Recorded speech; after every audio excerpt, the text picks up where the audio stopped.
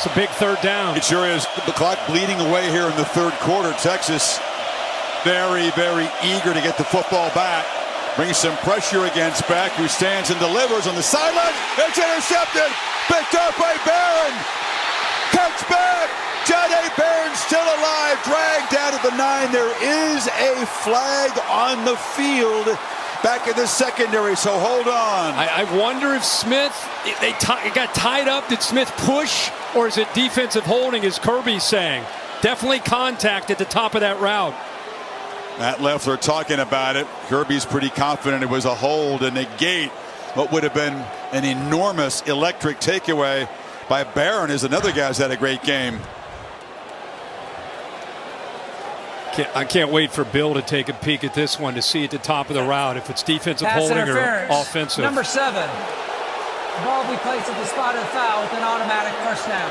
So instead of Texas football 1st and goal, Georgia's going to be set up out across the 40. They're showing the replay. Bill, the top of the route, you tell me. There's contact both ways. Oh, no, come on. Really? All right, here's what I got. Hold. The defender has the right to get in front of him. I don't see him holding him. I see the offensive player as much attacking him. Wow. Yeah, it was possible OPI. They're both kind of going at each other. I just don't know how you make that call, but it goes against Texas, so take that away from the Horns having that big turnover. Georgia keeps the ball with the first down. Someone has shown their displeasure in a stupid way by throwing a beer can on the field. That's an enormous call, and I don't know about that at all. I don't either.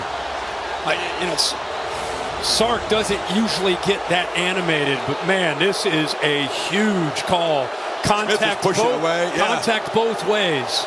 Both guys looking at the ball. The entire the students are now raining bottles down, and this is unfortunate. And this is going to delay the game. That's the student section down there in the corner. They're not going to win the Taco Bell contest at this rate. No. But I tell you, look, these guys have a tough job, especially on these plays on the edge. But calls like that can influence outcomes. Sarkisian down there pleading with them to stop doing that. There are hundreds of water bottles in that end zone. Somebody did it early, and then there was just a whole bunch of copycats. And Sark's all the way over the 10-yard line, telling them to chill out. Doing a good job getting a whole bunch of folks involved in cleaning up the end zone. I mean, that call will be talked about no matter how this game ends. Because I don't know. I'm glad, again, Bill, you're up here, because I don't know how you make a call where both guys at the top of a route kind of go into each other. I guess I've always been taught by you and others, as long as the defender's head is turned to the football, he has the right to the ball as much as the receiver. He looked does. like his head was there. And there's more restriction on the offensive receiver to avoid initiating contact. And he didn't do that. He had a chance to step right, left, spin around. And there's Smith going. He extends the arms. Barron kind of just holding up. The ball is thrown right to him. And again, this is going to be 1st and goal about the 10-yard line. Look at that. Right there. Wow. Kirby Smart brought his team off the bench, away from the fans. Maybe some bottles getting thrown in that direction as well. And you're right, Sarkisian is rarely this animated and fired up to the officials.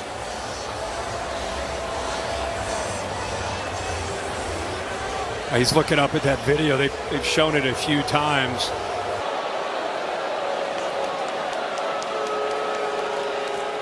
The SEC is a reputation as being a conference where contact on the edge is tolerated. It's a very physical conference. The defensive backs play it physically.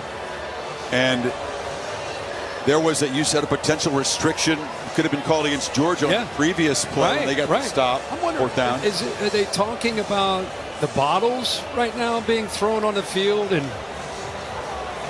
are they trying to get the Bill? What do you think this discussion's about?